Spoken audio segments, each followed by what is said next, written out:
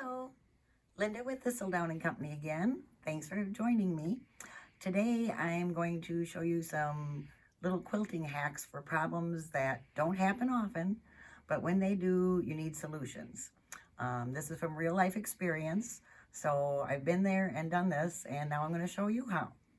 So, let's pretend that you made a king-size quilt out of these blocks. And you can see there's dark fabrics and light fabrics. And oh my goodness, what's this under here? Looks like a stray black thread.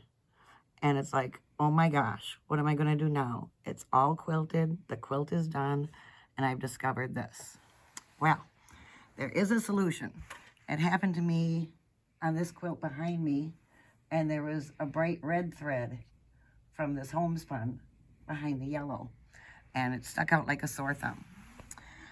So I thought, and I remembered this cool little tool I had in my notions box, and it's a snag needle. And what it is, it's a little needle, but it's like a little tiny rat tail file, a round file, and it has a pointy end. Not super pointy, but pointy.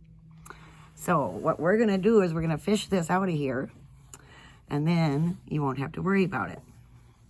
So you're going to take the pointy end and you're going to go over the offending thread and poke it in, and then get up and you're going to poke until you see some of that black thread coming up with it. Might have to do it a couple times, but it will work. See? I poked it through. The little file on the end of here is rough, so it pulled my stray thread up, and oh my gosh, look at that. Here it comes. And bingo, we've got it. Then if you want, you can just spray a little water, and those little puckers will disappear. So that will take care of that. Let's do it again. Got one more. Goodness gracious. I mean, try as we might to get all the stray threads when we're sandwiching the quilt, once in a while, you'll get one that just doesn't disappear. You missed it.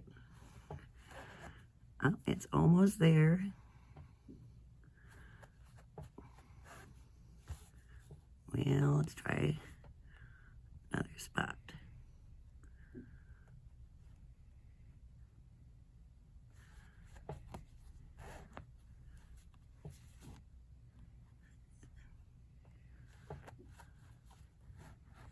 This one's being more stubborn. Oh, here we go.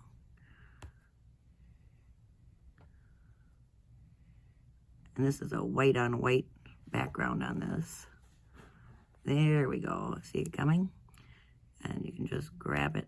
Sometimes if you get a pin, which has a pointier point.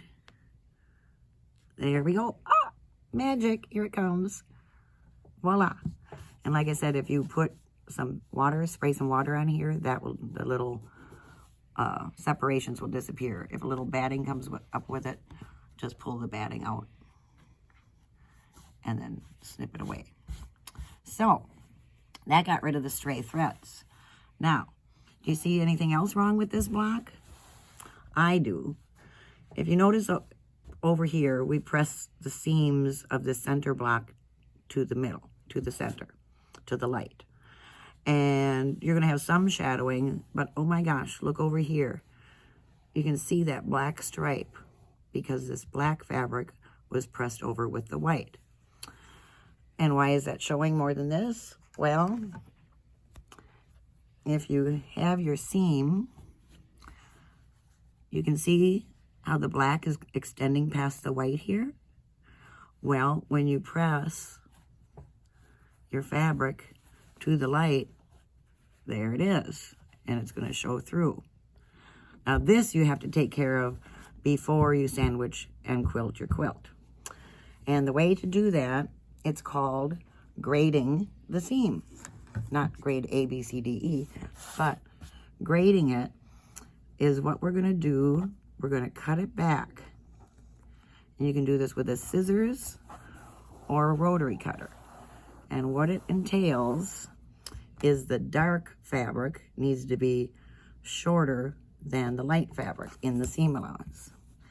So you can take a little rotary mat and ruler and a little cutter and maybe about a 1/16, just a little scant little bit, we're going to trim off.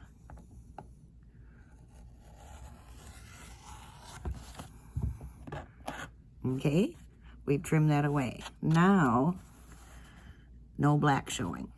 When you press it over, no black showing. So now you don't have to worry about that show through line. You're still going to have a shadow, but that's with any light fabric that you press the seam towards. And the reason we press the seam that way is so that the seams would nest. You know, when you put two seams together, let's finger press those, and you want them to nest together like this, you want them pressed in opposite directions.